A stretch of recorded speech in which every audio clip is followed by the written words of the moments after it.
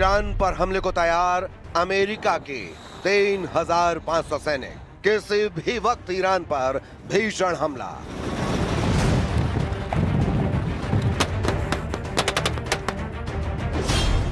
USS Tripoli युद्धपोत से Iran पर ग्राउंड हमले का सबसे बड़ा आदेश जारी।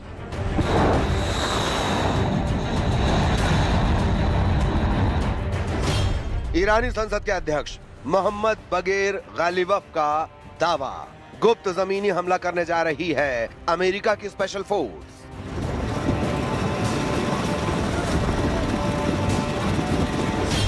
ईरान की धमकी, जमीनी हमला हुआ तो चुन चुन कर मार देंगे अमेरिकी सैनिक।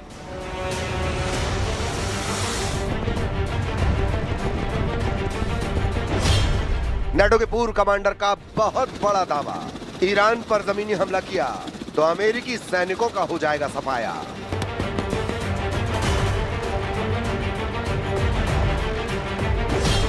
सऊदी अरब में प्रिंस सुल्तान एयरबेस पर ईरान का सबसे भीषण मिसाइल हमला।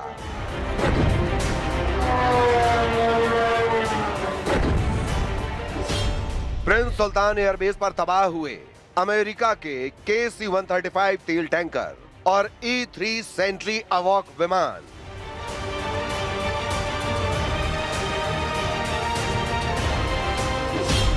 पाकिस्तान में सऊदी अरब, मिस्र और तुर्की की ईरान मीटिंग। ईरान युद्ध में घुटनों पर आने लगा है अमेरिका।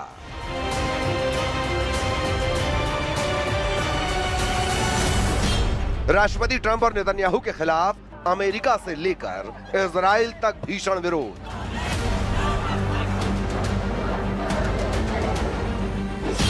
अमेरिका से लेकर इजराइल तक ट्रंप और नेतन्याहू के खिलाफ जनता की सड़कों पर खुली बगावत।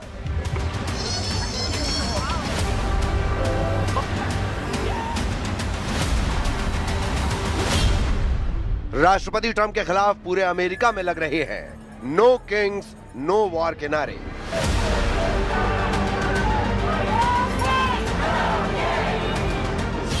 अमेरिका के सभी 50 राज्यों में 3,300 से अधिक कार्यक्रमों में लाखों लोगों ने भाग लिया। ट्रंप के खिलाफ अमेरिकी इतिहास का सबसे बड़ा युद्ध विरोधी प्रदर्शन।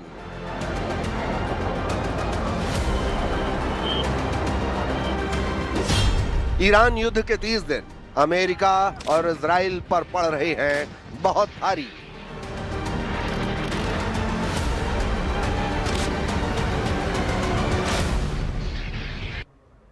नमस्कार, बहुत बहुत स्वागत है न्यूज़ 18 इंडिया पर। मैं हूं आपके साथ सुरभि शिरपुरकर।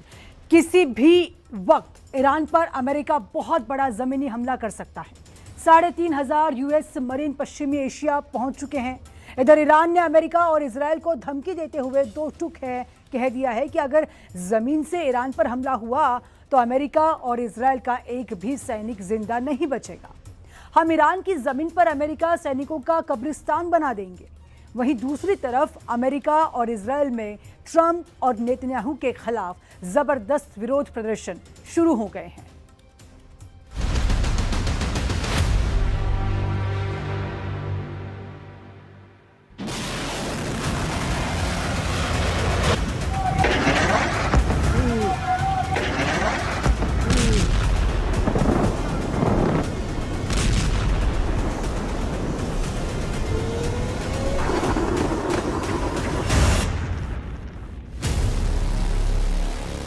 हमले को तैयार 3,500 अमेरिकी सैनिक। जमीन पर ईरान से आखिरी जंग। ईरान युद्ध के 30 दिन अमेरिका और इजराइल पर बहुत भारी पड़ने लगे हैं। यही वजह है कि अब अमेरिका और इजराइल इस कोशिश में है कि जल्द से जल्द ईरान पर ऐसा हमला किया जाए ताकि जमीन पर अमेरिका और इजराइल की जीत स्पष्ट नजर आए। पिछले 48 घंटे में अमेरिका और इजराइल ने ईरान पर इस तरह से हमले किए हैं ताकि जब ईरान पर जमीनी हमला हो तो ईरान पूरी तरह से घुटनों पर आ जाए। अमेरिका और इजराइल के लिए युद्ध के पिछले 30 दिन इसलिए भी बहुत भारी पड़ने लगे हैं क्योंकि ईरान ने जिस तरह से इजराइल से लेकर सऊदी अरब तक खूंखार हमले किए हैं वो वाकई चौंकाने वाले हैं। तेल अवीव ईरानी मिसाइलों की आग में जल रहा है, जबकि सऊदी अरब के प्रिंस सुल्तान एयरबेस पर जिस तरह से ईरान ने अमेरिकी विमान को उड़ाया है उसे देखकर तो ट्रंप की रूह कांप गई होगी। अब खबर है कि ट्रंप जल्द से जल्द युद्ध से बाहर निकलना चाहते हैं और इसीलिए अमेरिका ने 3,500 सैनिकों को पश्चिमी एशिया में पहुंचा दिया है। लेकिन इस बीच अमेरिका और इजराइल में युद्ध के खिलाफ ऐसा गदर शुरू हुआ है जो एक तरह से ट्रंप और नेतन्याहू के खिलाफ तख्ता पलट साबित हो सकता है। अमेरिका के सभी 50 राज्यों में अमेरिकी इतिहास का सबसे बड़ा प्रदर्शन हो रहा है, जहां राष्ट्रपति ट्रंप को युद्ध का खलनायक बताते हुए विरोध प्रदर्शन हो रहे हैं। ट्रंप के खिलाफ नो वॉर नो किंग्स के नारे लग रहे हैं, जबकि इजराइल की राजधानी तेल अवीव और हाइफा समेत 5 शहरों में नेतन्याहू के खिलाफ प्रदर्शन हो रहे हैं। लोगों को गिरफ्तार किया जा रहा है। हम आपको दिखाने जा रहे हैं कि कैसे अब ईरान युद्ध अमेरिका और ट्रंप के लिए कोढ़ में खाज बनता जा रहा है।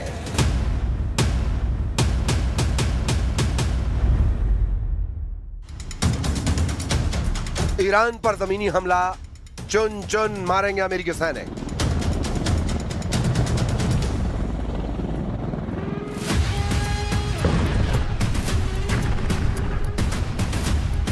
ईरान युद्ध अब आसमान से जमीन पर उतरने लगा है। 30 दिन के युद्ध में अभी तक अमेरिका और इजराइल ने मिलकर 17,000 से ज्यादा ईरानी ठिकानों पर हमले किए हैं। अमेरिका और इजराइल के जेट, बमबरशक, मिसाइलें और ड्रोन ने आसमान से राजधानी तेहरान समेत कम से कम 25 ईरानी शहरों और कस्बों पर धमाके किए हैं। अकेले तेहरान पर ही 3,600 बम दागे गए हैं। पूरे ईरान पर F-35 जेट, B-2 बमबरशकों से 20,000 के करीब बम और मिसाइलें दागी गई हैं। ईरान के Fordow, Isfahan, Natanz, Bushehr nuclear plant, Arak और अरादान परमाणु ठिकानों पर प्रचंड हमले किए जा चुके हैं। लेकिन उसके बावजूद ईरान में अभी भी 3,556 ठिकाने ऐसे हैं जिन्हें राष्ट्रपति ट्रंप हर हाल में तबाह और बर्बाद कर देना चाहते हैं। और इसी के लिए अब अमेरिकी सैनिक ईरान पर जमीनी हमला करने जा रहे हैं।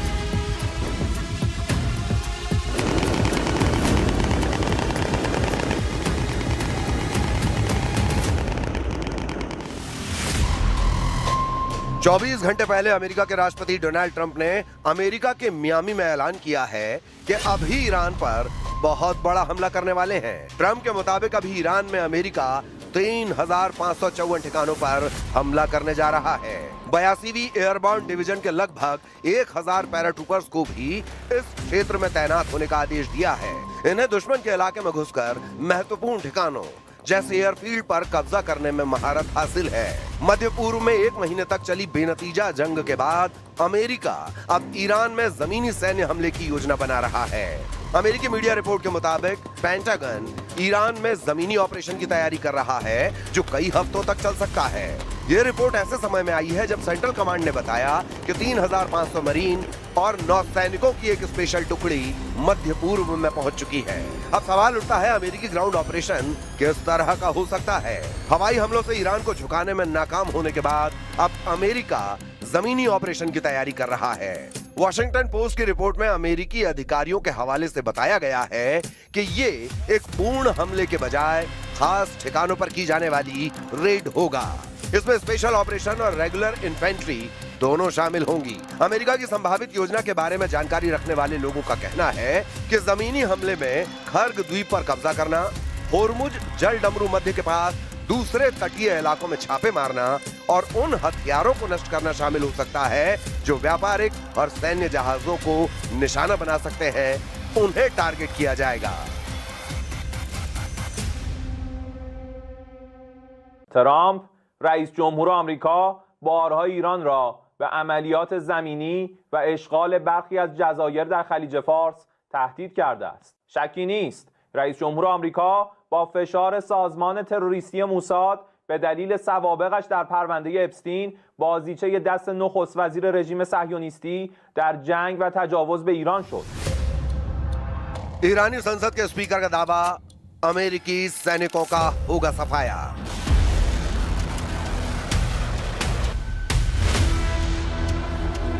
इस बीच ईरान ने अमेरिकी सैनिकों को संभावित जमीनी ऑपरेशन के खिलाफ चेतावनी दी है। ईरान के प्रमुख अंग्रेजी अखबार तेहरान टाइम्स ने अपने फ्रंट पेज पर वेलकम टू हेल यानी नर्क में आपका स्वागत है शीर्षक से लेख लिखा है, जिसमें धमकी दी है कि अगर अमेरिकी सैनिक ईरान की जमीन पर उतरते हैं तो वो ताबूत में ही वापस जाएंगे। ईरान, इजराइल और अमेरिका के बीच जारी इस भीषण युद्ध के 30वें दिन ईरानी संसद के स्पीकर मोहम्मद बकीर गालिबफ ने अमेरिका को अब तक की सबसे कठोर चेतावनी दी है।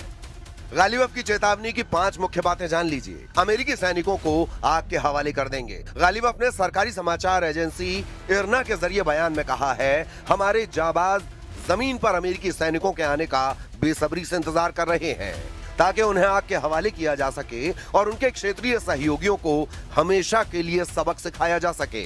अमेरिका पर दोहरी चाल का आरोप लगाते हुए कहा है कि अमेरिका दुनिया के सामने बातचीत और कूटनीति का नाटक कर रहा है, लेकिन गुप्त रूप से ईरान पर जमीनी हमले की साजिश रच रहा है। उन्होंने इसे अमेरिका का धोखा करार दिया। شکی نیست رئیس جمهور آمریکا با فشار سازمان تروریستی موساد به دلیل سوابقش در پرونده اپستین بازیچه دست نخست وزیر رژیم صهیونیستی در جنگ و تجاوز به ایران شد. رئیس جمهور آمریکا که معروف به دروغگوترین رئیس جمهور کشورهای جهان شده است و هیچ ثبات فکری و گفتمانی ندارد، به هیچ عنوان قابل اعتماد نیست و متاسفانه سران آمریکا به کسی اختیارات فرماندهی نیروهای مسلح را واگذار نمودند که به دلیل بی‌تعادلی، موضع‌گیری‌ها و تصمیمات خطرناک و غلط ارتش آمریکا را وارد باطلاق مرگ نموده است. ترامپ موضوعی را یک روز صبح به طبل تهدید می‌کوبد و عصر همان روز عقب نشینی می‌کند. ट्रंप नेतन्याहू के खिलाफ खुली बगावत।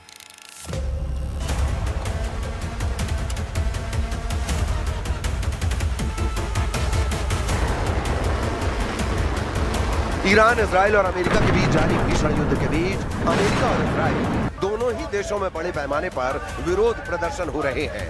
ये प्रदर्शन युद्ध को तुरंत रोकने और नागरिक मौतों के खिलाफ किए जा रहे हैं।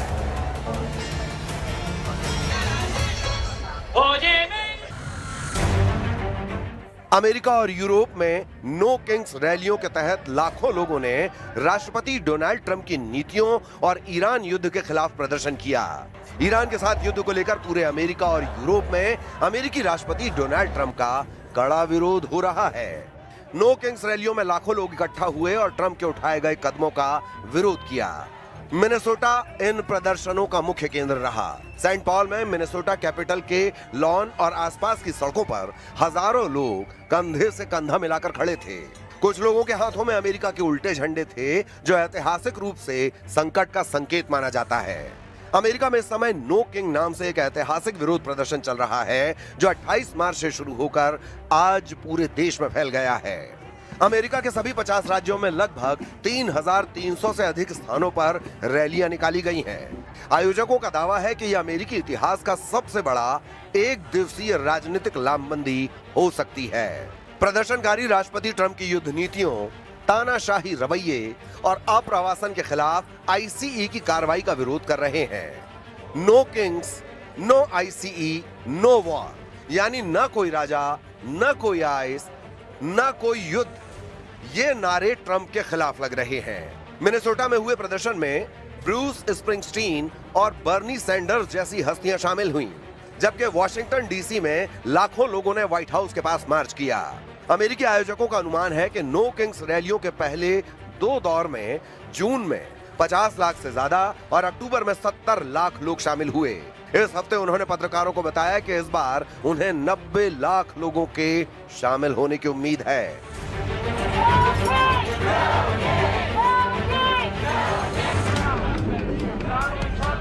इजराइल में युद्ध के समर्थन के बावजूद युद्ध के कारण हो रहे मानवीय और आर्थिक नुकसान के खिलाफ जनता का एक वर्ग सड़कों पर उतर आया है। तेल अवीव, यरूशलेम, हाइफा और बीर शेवा में रात भर जोरदार प्रदर्शन हुए।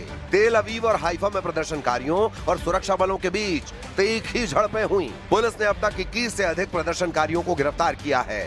इजराइल में होम फ्रंट कमांड ने सुरक्षा कारणों से 50 से अधिक लोगों के इकट्ठा होने पर प्रतिबंध लगा रखा है, लेकिन प्रदर्शनकारियों ने नियमों को तोड़कर रैलियां निकाली हैं। प्रदर्शनकारी सरकार से युद्ध विराम और ईरान के साथ शांति वार्ता की मांग कर रहे हैं। उनका कहना है कि ये युद्ध इजराइल की सुरक्षा से ज्यादा राजनीतिक हितों के लिए लड़ा जा रहा है। लंदन, पेरिस और बर्लिन में भी नो किंग आंदोलन के समर्थन में और ईरान युद्ध के विरोध में रैलियां देखी गई हैं।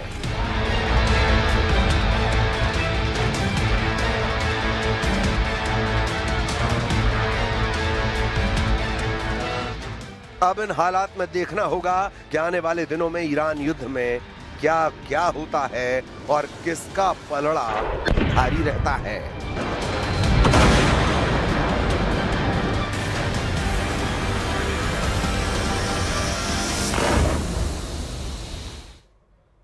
तो अमेरिका ने ईरान के अंदर ग्राउंड ऑपरेशन शुरू करने के सिग्नल दिए हैं। तो जवाब में मुश्तबा खामेनेई के जनरलों ने अमेरिका के अंदर भयानक हमलों की तैयारी कर ली है। न्यूयॉर्क पोस्ट की रिपोर्ट के मुताबिक ईरान के 1000 स्लीपर एजेंट कनाडा रूट से अमेरिका में घुसपैठ के लिए तैयार हैं। वहीं ट्रंप से जमीनी लड़ाई शुरू होने से पहले ईरान ने पाताल लोक वाले वॉर सेंटर एक्टिव कर दिए हैं। देखिए।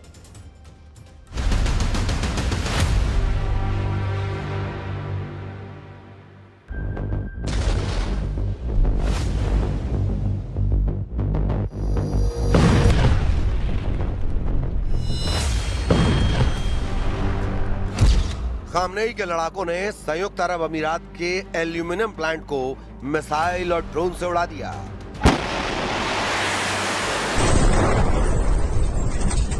जुल्कद्र की रॉकेट फोर्स ने इजराइल के हाइफा को ड्रोन धमाकों से दहला दिया। ईरान ने विक्ट्री, अरबजान और अल खार्ज में ट्रंप के एयर और ड्रोन अड्डों को फोड़ डाला।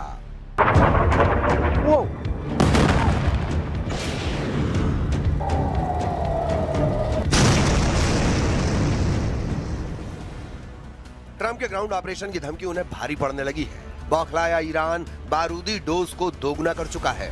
ईरान ने धमकी दी है कि अब जो बीच में आया वो सलामत नहीं रहेगा। ईरान ने अमेरिका इजराइल से अपनी लड़ाई को 12 देशों का महायुद्ध बना दिया है। ईरान ने खाड़ी देशों के दुश्मनों को आखिरी अल्टीमेटम देकर अमेरिका को भगाने को कहा है। Oh my God.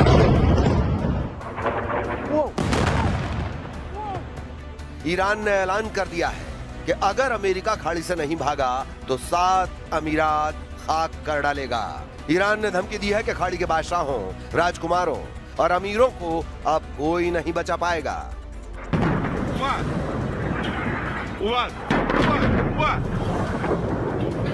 इस युद्ध में अब सब जायज होता जा रहा है, क्योंकि हर तरह के हथियार चलाए जा रहे हैं, हर पैंतरा आजमाया जा रहा है, गहरी साजिश रची जा रही है, बेगुनाहों पर बमों की बौछार शुरू हो चुकी है। लड़ाई की शुरुआत ही इतने भयानक अंदाज में हुई थी कि अब हर गुजरता दिन भयावह होता जा रहा है। इधर ईरान ने 2 साल तक युद्ध लड़ने की धमकी दे डाली है। इतने लंबे वक्त तक युद्ध खिंचा तो अमेरिका, इजराइल और खाड़ी के मुल्कों का घमंड मिट्टी में मिल सकता है। लेकिन अमेरिका युद्ध से उल्टे पैर भागने का मूड बना चुका है। ट्रंप कई दिनों से दावा कर रहे हैं कि ईरान हार चुका है। अब उपराष्ट्रपति जेडी वेंस ने भी कहा है कि युद्ध से निकलने का टाइम आ गया है।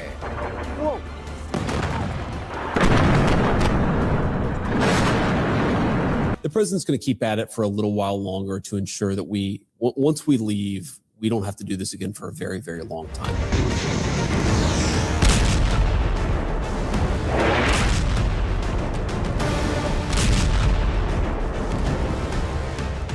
अमेरिका जंग से निकलने का एग्जिट गेट तलाश रहा है, लेकिन ईरान उससे सभी दरवाजों पर टकरा रहा है। अमेरिका को बैकफुट पर लाने के लिए ईरान ने खाड़ी में उसके अड्डों वाले देशों की तबाही शुरू कर दी है।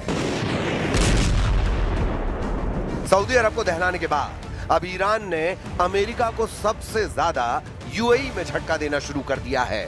ईरान ने सिग्नल दिए हैं कि वो यूएई के 7 अमीरात को टारगेट बना चुका है। युद्ध की शुरुआत में ईरान ने यूएई की राजधानी यानी पहले अमीरात अबू धाबी पर मिसाइलों से हमला किया।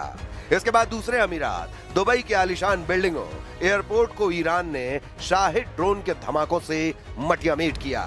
लेकिन अब ईरान के निशाने पर शारजाह, अजमान, अल कुवैन, रास अल खैमा और फुजैरा यानी 7 के 7 अमीरात बताए जा रहे हैं।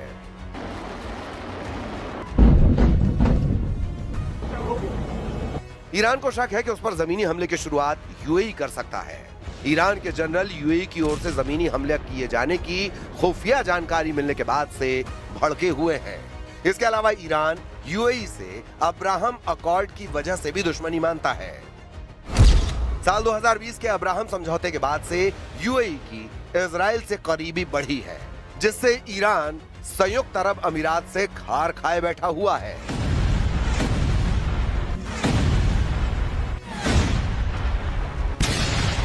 ट्रंप की टीम में शामिल माने जा रहे खाड़ी देशों के कई किंगडम की टॉप लीडरशिप ईरान की हिट लिस्ट में बताई जा रही है।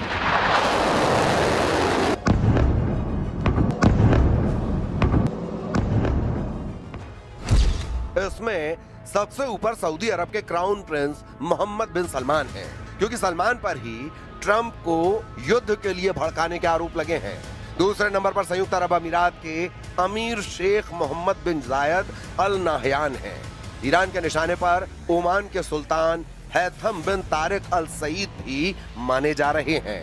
इनके बाद ईरान जिन्हें दुश्मनों की फहरिस्त में शामिल कर चुका है, वो कुवैत के अमीर शेख मिशाल अल अहमद अल जबर अल सबाह हैं। ईरान की मिसाइलें और ड्रोन्स ने पूरे अरब वर्ल्ड को वॉर जोन बना डाला है। सुपर पावर की सुप्रीमेसी को चैलेंज देकर ईरान ने खाड़ी देशों को खदेड़ कर मारा है। ग्राउंड ऑपरेशन की ताक में बैठा ईरान 2 साल तक युद्ध को ले जाने का बंदोबस्त कर चुका है। मीडिया रिपोर्ट्स के मुताबिक ईरान ने कुल मिसाइल भंडार का सिर्फ 1/3 अब तक इस्तेमाल किया है। ईरान के मिसाइल सिटी और अंडरग्राउंड नेटवर्क के युद्ध में इस्तेमाल की अब तक जरूरत नहीं महसूस हुई है, लेकिन जिस दिन ये सीक्रेट हथियार फटने लगेंगे तो सुपर पावर सन्न रह जाएगा। ईरान ने पाताल लोक में बनी अपनी मिसाइल सिटी का ट्रेलर रिलीज कर खलबली मचा दी है।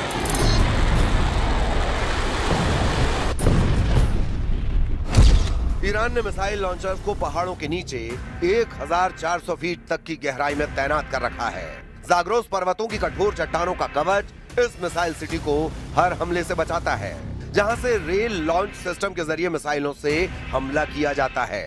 इन सुरंगों में सबवे की तरह रेल ट्रैक बिछाए गए हैं, जिससे मिसाइलों को तेजी से एक जगह से दूसरी जगह ले जाया जा सकता है, जिससे दुश्मन के लिए सटीक टारगेट लॉक करना लगभग नामुमकिन हो जाता है।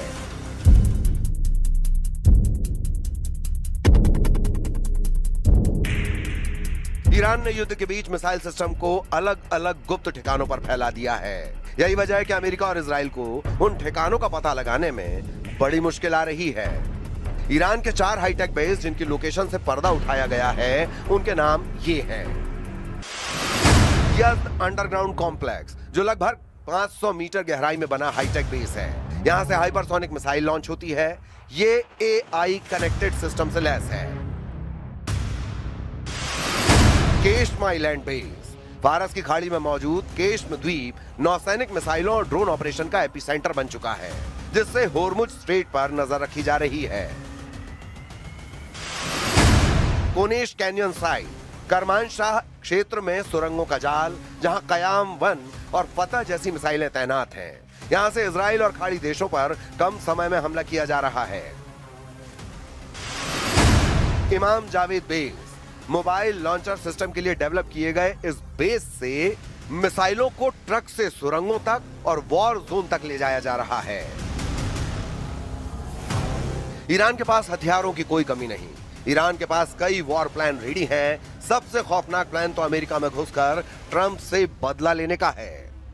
न्यूयॉर्क पोस्ट की रिपोर्ट के मुताबिक अमेरिका के पड़ोसी देश कनाडा में IRGC के करीब 1000 स्लीपर एजेंट मौजूद हैं। अमेरिकी खुफिया एजेंटों को इन स्लीपर एजेंट्स के बड़े हमलों का इनपुट मिला है।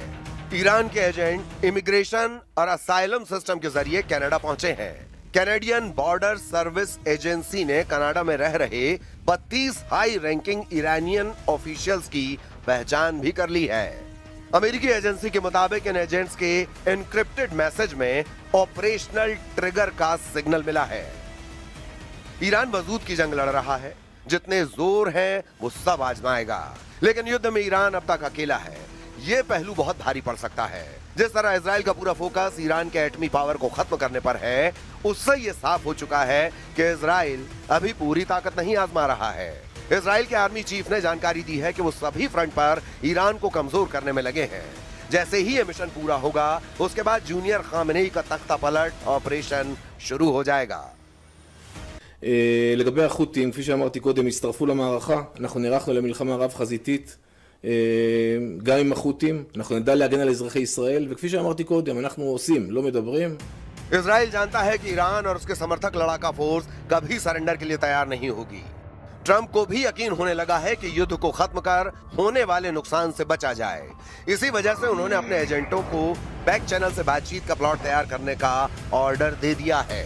पाकिस्तान के इस्लामाबाद में सऊदी अरब, तुर्की और मिस्र के विदेश मंत्रियों की बैठक ट्रंप के मिशन को पॉसिबल बनाने के लिए की गई है, लेकिन ईरान इन देशों को भाव देने को तैयार नहीं है। ईरान को अपनी तैयारी पर कॉन्फिडेंस है। उसकी मिसाइलों का गोदाम जब तक भरा है वो युद्ध से पीछे नहीं हटने वाला।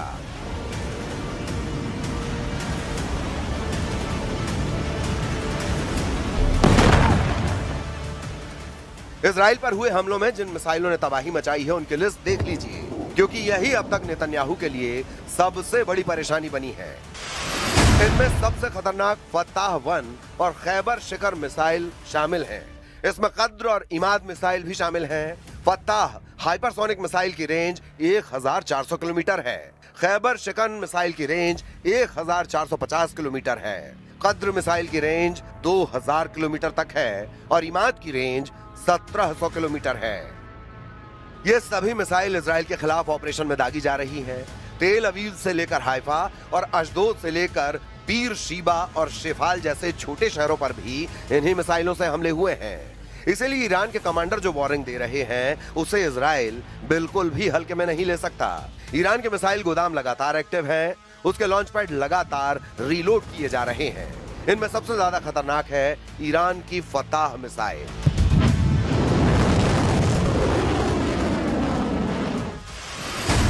फताह की खासियत है कि यह तेज रफ्तार के साथ अपनी दिशा भी बदलती है, यानी एक ट्रेजेक्टरी में हमला नहीं करती। ये पृथ्वी के वायुमंडल के अंदर और बाहर सभी दिशाओं से गुजर सकती है और जब टारगेट पर हमला करती है तो इसकी रफ्तार इतनी ज्यादा होती है कि दुश्मन का इसे देखना भी मुश्किल है। ये बात नेतन्याहू बहुत अच्छे तरह से जानते हैं। ऐसे में इजराइल में अगला कहां धमाका होगा, कौन सी मिसाइल कहां गिरेगी, इसे लेकर इजराइल के मिसाइल ट्रैकिंग रडार सिस्टम काफी प्रेशर में है। इन सब में खास है अमेरिका का थर्ड मिसाइल डिफेंस सिस्टम, जो पूरे इजराइल को बचाने के लिए तैनात किया गया है। थर्ड 200 किलोमीटर की दूरी तक दुश्मन की किसी भी मिसाइल को मार सकता है। ये 150 किलोमीटर की ऊंचाई तक किसी भी मिसाइल को इंटरसेप्ट कर सकता है। अमेरिका के पास थर्ड की 7 बैटरियां हैं। एक बैटरी में 6 ट्रक माउंटेड लॉन्चर होते हैं। दुश्मन की मिसाइल को रोकने के लिए थर्ड सिस्टम के एक लॉन्चर से एक बार में 8 मिसाइल दागी जा सकती है, यानी पूरी बैटरी में कुल 48 इंटरसेप्टर मिसाइल होती हैं। इसे ऑपरेट करने के लिए 95 सैनिकों की जरूरत होती है।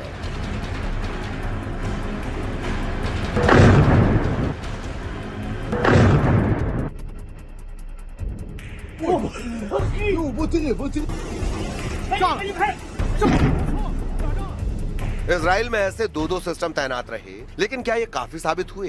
बिल्कुल नहीं। हाइफा और तेल अवीव में गिरती हुई मिसाइलों ने बताया है कि ईरान एक बार में सैकड़ों मिसाइल फायर करने की ताकत रखता है और उनको रोकना ना इजराइल के बस की बात है, ना ही अमेरिका इसमें 100% कामयाब रहा है। अगले 24 घंटे इजराइल के लिए बहुत खतरनाक होने वाले हैं। अगर नेतन्याहू ईरान के लॉन्च पैड वाले अड्डों को तबाह करने में नाकाम रहे तो समझ लीजिए इजराइल और अमेरिका को लगातार बड़े बड़े झटके मिलते रहेंगे। ईरान से युद्ध को लेकर अमेरिका और इजराइल को ऐसे ही सिग्नल लगातार मिल रहे हैं।